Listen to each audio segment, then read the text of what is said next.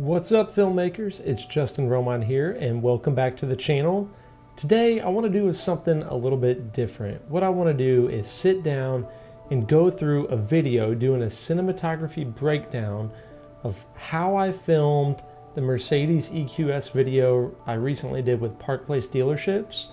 And I'm just going to play it for y'all right now for you to check it out, and then we're going to break down everything from location to lighting to the gear that I used and everything in between. So check it out.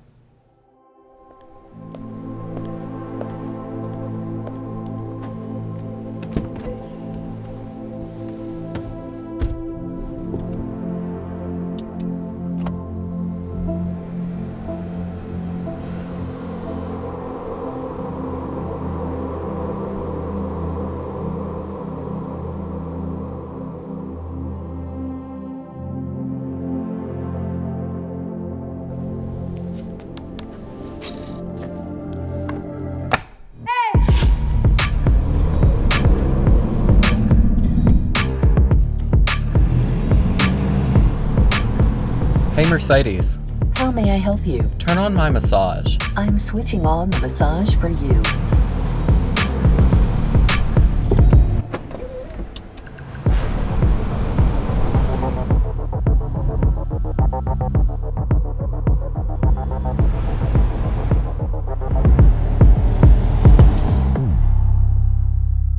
So let's start at the beginning. Call time was at 5 p.m. at Mercedes in Dallas. We showed up, we wanted to get driving shots first because we were going for more of a blue hour / nighttime driving scene for this. By the way, we did not block off any roads for this, nor did I get any permits for filming in downtown. Using the Hydra Alien rig, we rigged up the Komodo, and I used the Mars 400S Pro to be able to transmit.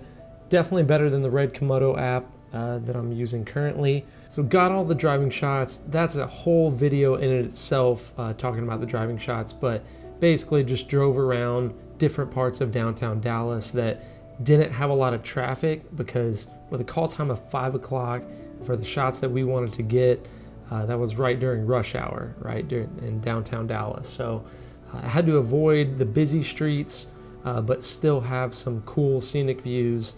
And I think we accomplished that. That took about an hour and a half. Then it was dinner time. We got Jersey Mike's, and then we headed over to the second location, which Trevor had scouted out initially. It was this garage where they were working on some of their cars. Kind of a cool vibe. What we wanted to do, the vision for this shoot, was to actually turn off all the lights and be able to supply our own light and even some fog / haze. And whenever we did that, we showed up to the second location, and the lights didn't turn off all the way. And we didn't bring black cloth because we thought we could turn off all the lights off. And so looking back, that's one thing I would have done differently, is brought some black cloth to be able to put over the lights that didn't turn off. They were the emergency lights that were by default going to stay on even if you flip off the breaker. After that, we kind of went into scramble mode. Luckily, we were there with a guy that had pretty much a key to every single building we needed access to. So we wanted to find like an old parking garage that we could turn off the lights or turn off all the breakers. After scouting around 3 other locations very fast, luckily they're all within short distance, we landed on this one, which you can see here. We picked it because there's this back corner area where you're having all this exposed brick. So that was pretty cool. And to be able to have these garages, it kind of gave like a grungy feel, like a Batman and Robin, like going underneath a tunnel. I don't know. It gave a cool feel, so we rolled with it. And there was a lot of other cars in this warehouse garage thing that they had stored, so there was kind of limited spots to be able to film this, but luckily this spot worked perfect. Let's kind of take it shot by shot. I'm not going to outline in detail every single thing that we did, but I want to break down the gear that we used and the lighting, etc. So this is kind of the first shot that we ended up filming. It actually was these shots. So this one and that one, these were the initial shots that we filmed. So we filmed this sequence probably 8 to 10 times to get the desired look that we were going for, and to get the continuity of the guy walking up to the car and getting in and whatnot. And we also recorded sound entirely separate. We did not record it as what you're seeing right here. We actually recorded it after the fact, after everything was done. That way we could get really close and get the crispy, pure sounds coming right from the source. Setup in general, what we had is we had a fog machine that was coming from over this direction, and in order to get the fog to look kind of like haze, what we had to do was plug it in, let it heat up, and then blow it everywhere. And then it took like 5 guys to go through and just whiff it everywhere to kind of give this atmospheric look. So that's what we did, is we would blow it and then swift it around quite a bit to make it look like this. And we tried to keep the same continuity of haze / fog like throughout the whole thing. Now for lighting, over here we had our main key, which was the Godox 150, and that was shot through a big like 5 by 4 foot diffusion without the grid. It's actually a fast frame by Intelitech, and this is my grid drawing skills. We were able to mount it to a C-stand, and we shot the Godox through that, so that gave a pretty nice soft source of light. So we wanted everything to kind of be soft, and so we did have to flag off certain parts of the light so it wasn't like clashing onto this back wall and casting weird shadows. And then on this side we had an Intelitech light that is the Pocket Cannon, and that is actually kind of more of a Fresnel light. So it had barn doors all around it, and you can adjust like the spottiness of it. So that's where you see this light casting these shadows and light points right here. So it gave texture to this door, and then also like gave a little bit of kind of a edge light to this car over here. But you can see our most powerful source was coming from this side. And now you can kind of see it right here. We had 2 pavo tubes. The look that we were going for on this was kind of a teal blue feel. So what we did is we had 2 pavo tubes. One was over here and one was over here. And we just had them on this, matched the HSI, the teal look, and shot them this way. So that kind of gave like the ambiance of this blue that you're seeing. And the pavo tubes, these were 4-foot tubes, they worked so well at just like filling in the frame, giving this nice soft light. You can even see like blue is hitting like up here. It's just really filling this area, but not too harsh. All right, so that is it for this kind of setup.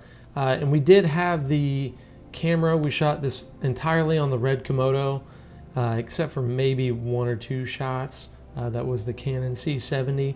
But I had the Komodo on a 4 to 5 foot slider. So that's how you're getting these sliding effects and some movement in the shot. Definitely a cool effect to be able to have that slider. You can see back here we don't have any light coming in here. So it's somewhat of a continuity error, but we want to make it look, you know, those lights could be turning on as you're entering the car, so nobody really knows. But back here, down in the seat, we actually have pavo tubes again. We moved one of the tubes in there, set it to kind of an orange, more of a tungsten yellow on the CCT scale. That I wanted to do that to give a little bit of contrast to the blue color that we have kind of filling in the frame here. This was actually keyed. We have the key from the front of the vehicle. You can kind of see the light source right here. That key is hitting here, and then I believe we also have an Intelitech kind of shining in from the camera angle side itself, shining through and kind of giving this nice little pop of light right here on the steering wheel. So that's what you're seeing as far as lighting right here. Interior shots, I really love how these interior shots came out. We had limited space to work with, right? I was saying that.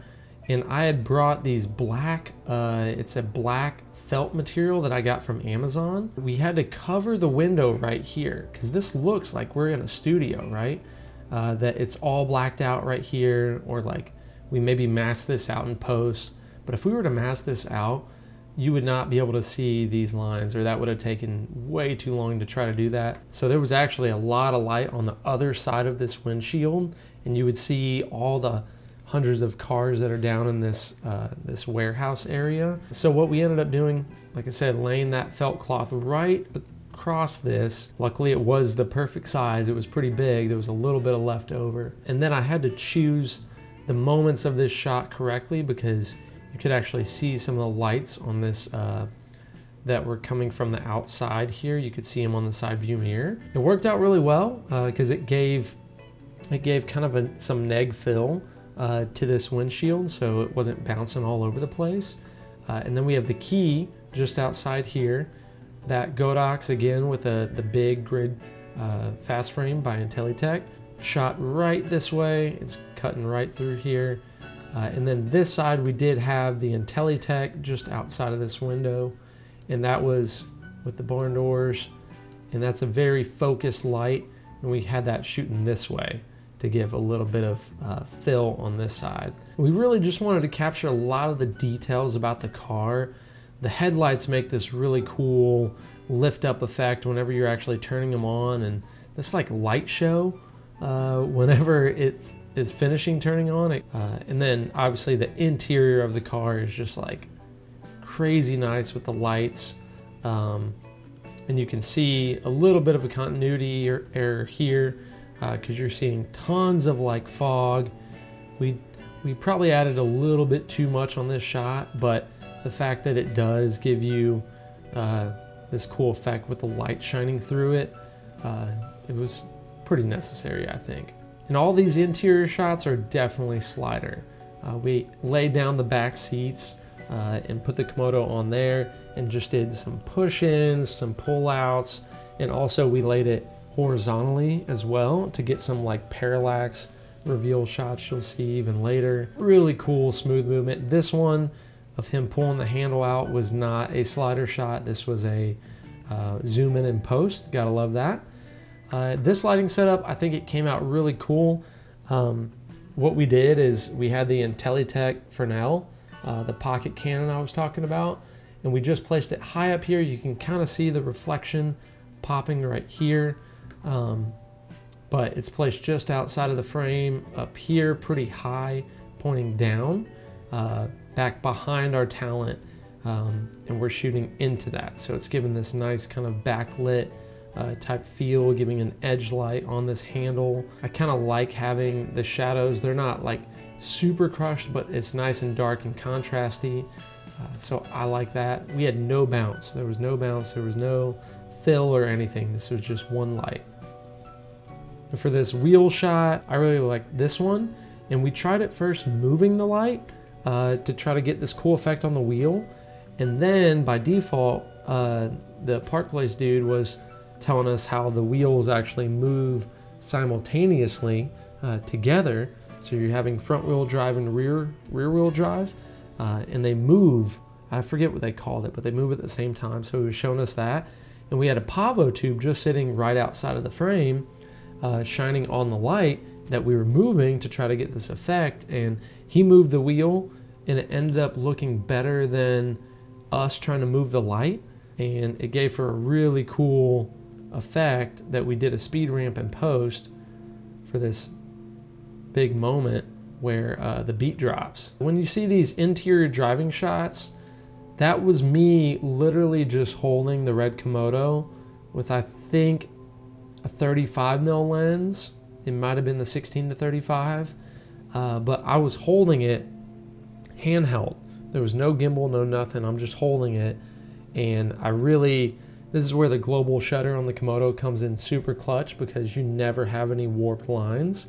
Everything is straight as it is when you see it. I was able to stabilize this with a camera lock in DaVinci in post. Not all the shots came out super good for the stabilizing, but I was able to pick certain moments that looked the best. And this is just natural light coming in from street lights, and it gave a cool effect when he was driving.